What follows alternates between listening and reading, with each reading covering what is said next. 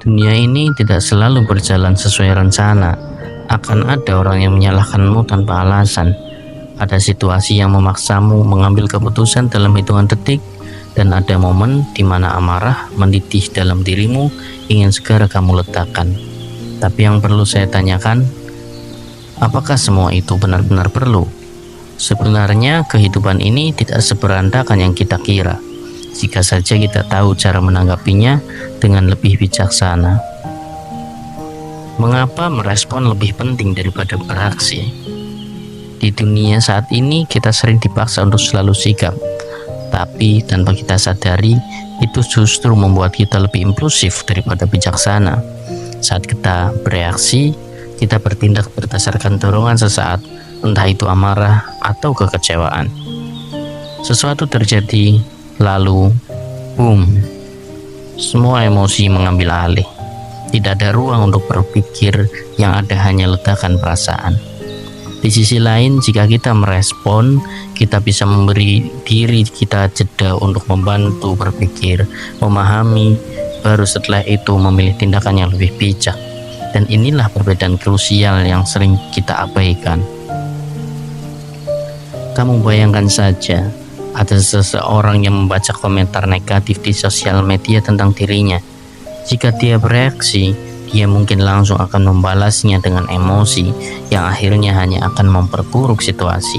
Tapi jika dia memilih merespon, dia akan menimbang, apakah membalas komentar ini ada manfaatnya?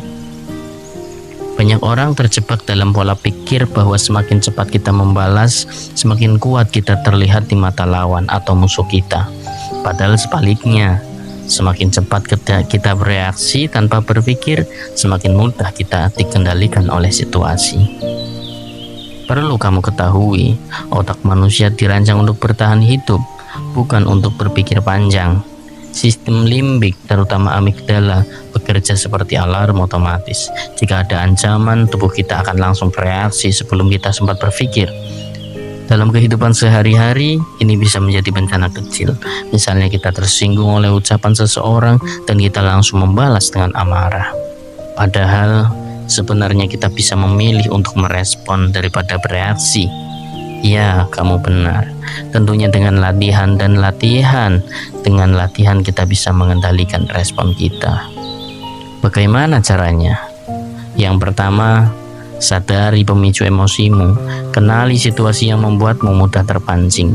Ini adalah langkah awal yang wajib kalian laksanakan sebelum melanjutkan langkah selanjutnya. Yang kedua, gunakan teknik reframing. Misalnya, kritik yang kamu terima, coba kamu pikir ulang, apakah itu benar-benar serangan pribadi atau justru umpan balik yang akan membuatmu berkembang. Yang ketiga, latihan mindfulness. Ini mudah saja, ini seperti membiarkan air yang keruh mengendap hingga jernih, alih-alih terus mengaduknya. Yang terpenting fokus pada keadaan di sini dan saat ini. Ada sebuah aturan dalam psikologi, jika kita diam dan tidak bereaksi selama 90 detik, gelombang emosi dalam otak kita akan mereda.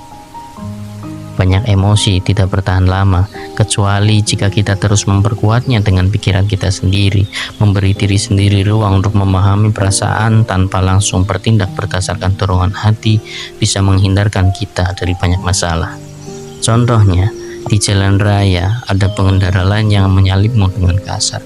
Kebanyakan orang langsung bereaksi dengan marah, tapi seseorang yang terlatih akan menyadari bahwa amarahnya bukan berasal dari pengemudi itu, melainkan dari interpretasinya terhadap situasi tersebut, dan akhirnya dia akan memberikan jeda dan ia bisa memilih untuk tetap tenang.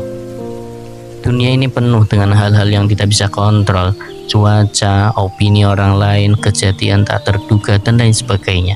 Tapi semakin kita mencoba mengendalikan yang di luar jangkauan, semakin besar rasa frustasi yang akan kita rasakan. Pikirkan cahaya senter. Ketika cahaya itu diarahkan, disitulah fokus kita berada. Jika kita terus-menerus menyoroti hal-hal yang tidak bisa kita ubah, kita hanya akan melihat ketidakpastian dan kesalahan dunia. Tapi jika kita mengarahkan fokus ke dalam diri kita sendiri, yaitu pada bagaimana kita merespon pada tindakan yang bisa kita lakukan, maka dunia tidak akan terasa terlalu kacau lagi. Perlu kalian ingat, sebelum bereaksi, tanyakan pada diri sendiri, apakah ini dalam kendali saya? Jika jawabannya tidak, lepaskan itu. Bagaimana cara melatih kebiasaan merespon dengan bijak? Mulai hari dengan niat yang jelas, tentu hal yang terpenting yang ingin kamu lakukan agar kamu mempunyai arah yang jelas. Terapkan jeda sebelum bereaksi. Jika seseorang mengirim pesan yang memancing amarah, tunggu 10 menit sebelum membalas. Ciptakan lingkungan yang mendukung, kurangi interaksi dengan hal-hal yang menguras energimu. Gunakan pertanyaan untuk mengubah perspektif. Misalnya, apakah ini akan penting dalam 5 tahun ke depan?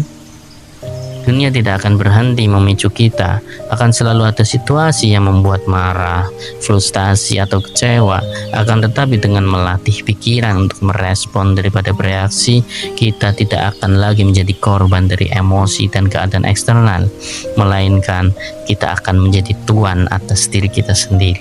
Dan itulah kunci hidup yang lebih tenang, lebih stabil, dan lebih stoik. Terima kasih.